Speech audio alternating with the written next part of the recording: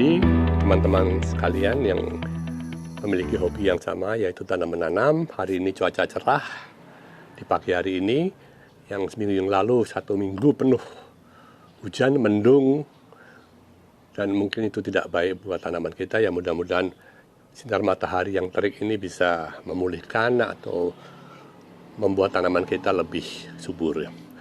Oke, kali ini saya akan datang dengan beberapa tips baru yang mungkin berguna buat teman-teman. Kita sharing bagaimana melakukan tanam menanam yang mungkin bisa digunakan tips untuk mengatasi masalah, apakah masalah pertumbuhan tanaman, pemilihan varietas, maupun juga penanggulangan hama. Nah, kali ini saya mencoba untuk menanam melon. Saya sudah sukses menanam melon 6 tahun lalu dan berhenti karena ada kegiatan lain luar kota. Dan ternyata kemudian ada yang mengingatkan saya untuk kenapa enggak mencoba melon lagi. Menanam melon itu juga menarik karena satu, kita bisa mengisi kegiatan kita selama pandemi ini, di mana kita harus bekerja lebih banyak di rumah. Kemudian juga tanaman kita mungkin sudah macam-macam. Hanya melon yang sebelumnya tidak terpikirkan. Menarik karena kalau berhasil itu kita bisa menikmati buahnya yang kalau kita dapatkan di supermarket harganya juga lumayan. Tapi juga kalau kemudian kita ingin mengkomersialisasikan, kalau kualitasnya kualitas A, kualitas prima, itu harganya mahal. Nah, saya seperti biasanya kalau ingin melakukan suatu budidaya tanaman yang baru, selalu mencobanya dulu. Tidak langsung membeli dalam jumlah banyak di lahan yang luas dengan pohon yang ya besar-besaran. Tapi saya coba dulu. Saya coba di pekarangan ini, saya mencoba 6 melon dalam varietas yang baru, yaitu Ravalina ini ya. Hal yang baru pula yang saya lakukan adalah saya menanam di polybag. Sebelumnya saya menanam di ladang luas, kemudian tanahnya dinaikkan atau disebut guludan, dan kemudian kita tutup dengan mulsa. Itu pun juga tidak optimal karena banyak penyakit yang menyerang. Nah, sekali ini dengan polybag, itu buat saya juga satu hal yang menarik. Kok bisa ya dengan polybag yang sebesar itu kita menghasilkan buah yang cukup berat ya, 2 kilo satu pohon gitu. Dan kemudian juga saya juga memperoleh satu pestisida untuk melon, khususnya melon ya, ini melona ini ya. Ya, ini udah saya coba cukup berhasil, tapi penyakit yang kemarin dengan yang sekarang berbeda ya. Karena saya lihat tanaman saya penuh dengan bercak-bercak putih, apakah melona ini cukup ampuh untuk mengatasi hal tersebut. Dan ternyata yang nanti saya tunjukkan, salah satu tip yang perlu saya sampaikan adalah bagaimana menangani lalat buah. Lalat buah itu menjengkelkan sekali. Saya sudah melakukannya, cara mengatasi untuk cabai ya, cukup berhasil. Kemudian saya terapkan di melon, ternyata tidak berhasil. Tapi nanti ada satu cara yang mungkin teman-teman bisa lakukan hal seperti ini. Nah, perlu diketahui sebetulnya menanam melon itu sebaiknya sih di greenhouse ya, supaya penyakit, hama dan sebagainya berkurang. Tapi tidak ada salahnya kita coba di lapangan terbuka ini, karena investasi di greenhouse tidak murah ya. Dan kebanyakan teman-teman mungkin juga berpikir 2 kali kalau mau menanam melon harus membangun greenhouse ya. Nah, ini cukup berhasil ya, walaupun telah melewati beberapa banyak kendala-kendala. Nah, itu yang akan saya share.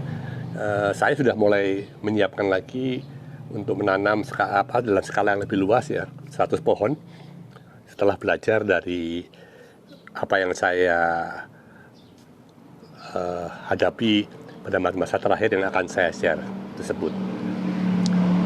Nah, yang pertama adalah bagaimana saya mengatasi hama lalat buah. Ini menarik, tapi hasilnya cukup efektif dan bisa ditiru. Mungkin juga saya menunjukkan cara-cara lama, tapi dengan satu pendekatan yang lebih advance ya. Jadi nanti coba kita dengarkan apa yang saya sampaikan, apa yang saya lakukan, yang teman-teman bisa lakukan. Kondisi pohonnya sangat baik ya, walaupun ini sudah mencapai usia yang seharusnya sudah tidak hidup lagi karena ini pembuahan yang kedua. Artinya bahwa usia pohon ini lebih dari 2 bulan, malah hampir mencapai 3 bulan. Memang sebetulnya saya tidak berniat untuk menanam di musim hujan yang ekstrim saat ini. Tetapi pada waktu akhir Mei diperkirakan bahwa sudah masuk ke musim kemarau. Jadi saya putuskan untuk mulai menanam dan ternyata bergeraknya salah. Pada pembuahan pertama memang saya sudah tersengat alat buah. Saya waktu itu lupa tidak memberikan perlindungan dengan kapur barus ya. Ternyata kapur barus ini tidak berguna. Karena pada pembungaan yang kedua juga tembus, sehingga kita mencoba dengan cara lain, yaitu dengan cara memberikan perlindungan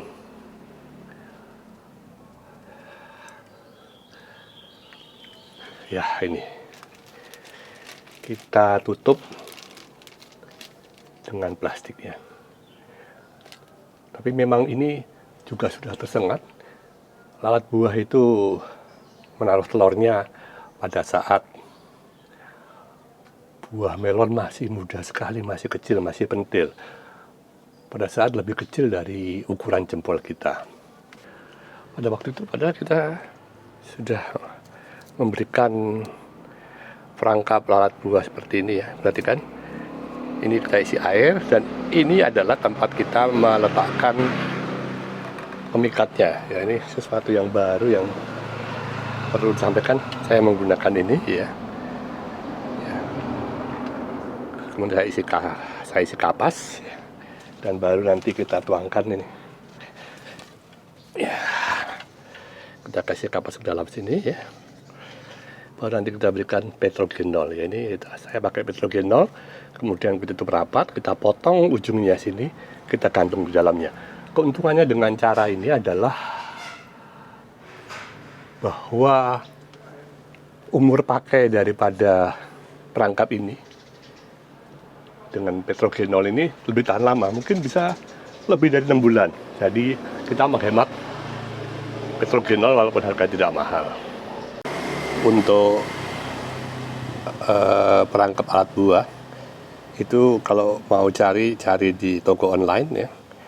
Cari di PCR Tube atau Eppendorf Tube atau Microcentrifuge Tube, ukuran 1,5 ml ya. Harganya juga nggak mahal, Rp400 sebuahnya ya.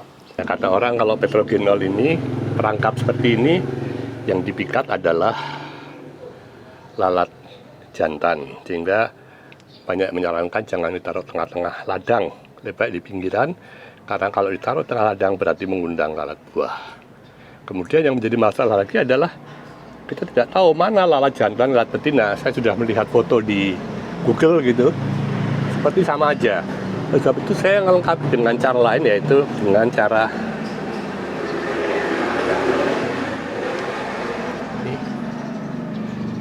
ini adalah plastik kuning, katanya warna kuning juga memikat lalat. Kemudian kita olesi dengan lem tikus nih, lem tikus. Kenapa lem tikus?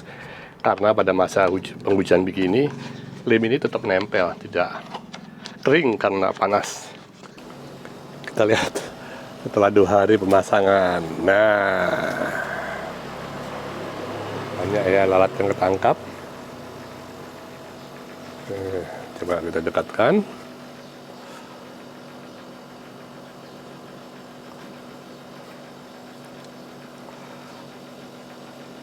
Oke, buka. Yes. Nah, ini. Ini adalah plastik kuning, katanya warna kuning juga memikat lalat. Kemudian kita olesi dengan lem tikus. Kenapa lem tikus? Karena pada masa penghujan begini, lem ini tetap nempel, tidak kering karena panas. Kita lihat setelah 2 hari pemasangan. Nah, banyak ya lalat yang ketangkap. Coba kita dekatkan. Ya.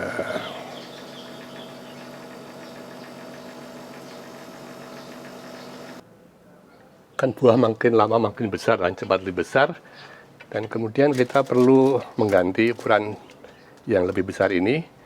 Saya berikan contoh bagaimana menggantinya. Tidak perlu dibuka kemudian dipasang lagi, dan nanti saya ambilkan yang lebih besar dan saya tunjukkan bagaimana masangnya. Cari kantong plastik yang lebih besar ya, kemudian kita beri tali seperti ini. Mudah sebetulnya caranya, tinggal dilipat-lipat begini ya, 4 atau berapa kali gitu ya. Nah, kita potong miring ke atas itu, cerek, dan kemudian nanti ada lubang, tinggal kita beli atau kita berikan tali rafia. Oke, perhatikan ya, ini sudah nggak cukup ya. Oke, kita potong aja ini, dimana aja nggak penting ya. Oke, saya potong aja. Oke, kemudian ini kita belah aja. Nah, hanya cukup ini aja kita lakukan, karena dia akan mengembang dan dia akan ikut membesar ini, lihat ya. Dan kita tinggal berikan, masukkan ini ke dalamnya. Oke.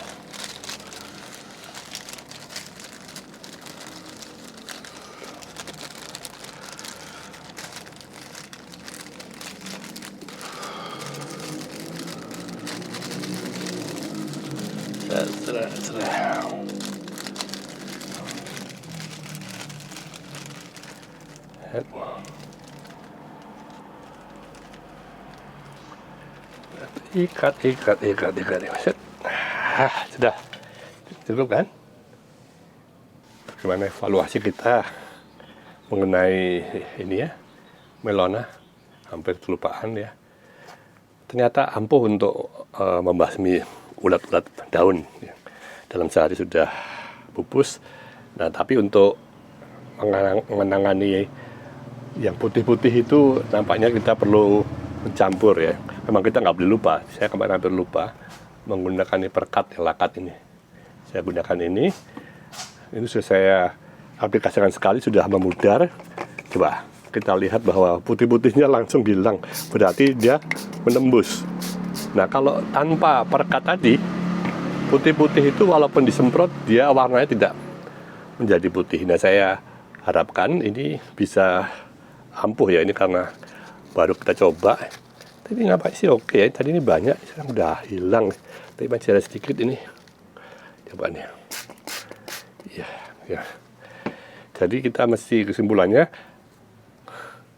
kita harus menggunakan dua bahan ini ya, lakat dan melona.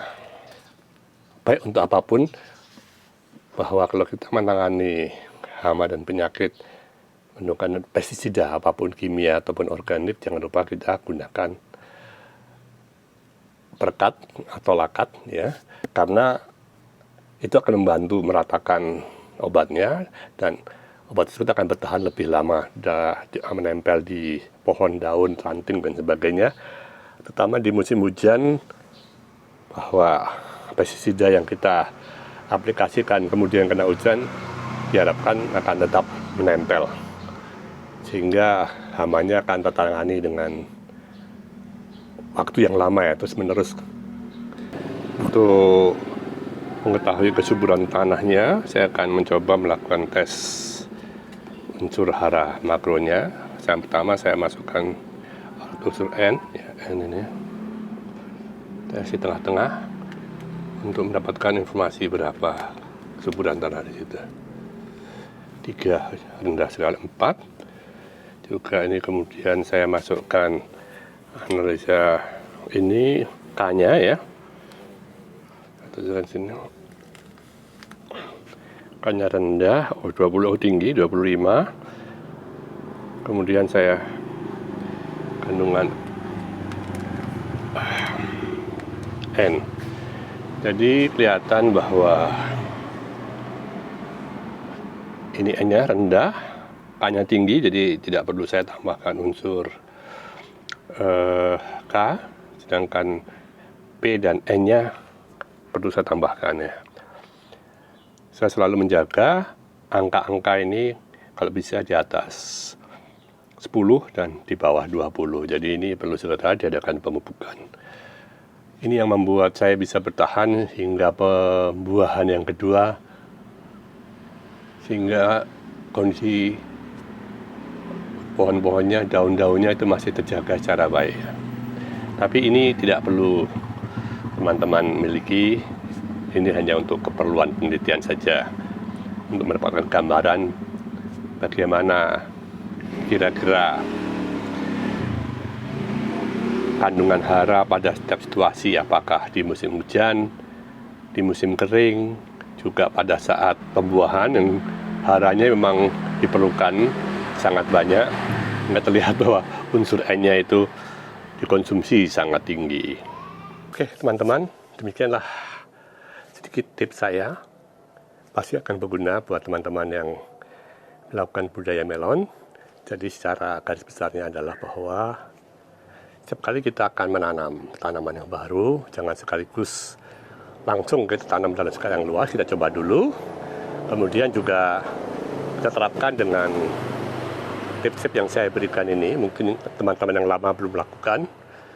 Seperti yang mudah kita lakukan adalah bagaimana menangani lalat buah apabila kita menanam di ladang bebas, tidak di greenhouse. Gunakan plastik, kita bungkus, tapi juga jangan lupa tetap kita gunakan cara-cara lama, yaitu dengan perekat, dengan taruh di media kuning sebagai pemikat, dan juga penangkap lalat buah yang tradisional, tapi saya berikan tips bagaimana agar dengan alat yang kecil itu kita bisa memperlama usia daripada perangkap kita. Pestisida nabati yang saya pikir cukup direkomendasikan untuk menangani penyakit pada melon ya. Memang tidak saya gunakan seluruhnya karena saya khawatir bahwa apabila kita gunakan pada saat pembungaan, maka kumbang-kumbang yang melakukan penyerbukan itu tidak akan datang. Nah, pada saat itu kemudian timbul banyak penyakit yang saya coba aplikasikan dan nampaknya juga cukup berhasil ya, walaupun sudah lebih parah dari sebelumnya. Dan tip yang lain lagi yaitu mengenai pemupukan, tidak saya sampaikan di sini, akan saya sampaikan di tips saya yang berikutnya. Jangan sampai kelewatan nontonnya ya. Ya, memang saya tidak secara urut untuk melakukan hal seperti ini karena banyak hal yang bisa saya share, yang akan segera saya share agar bisa naik ke YouTube. Terima kasih. Salam sehat. Semoga sejahtera.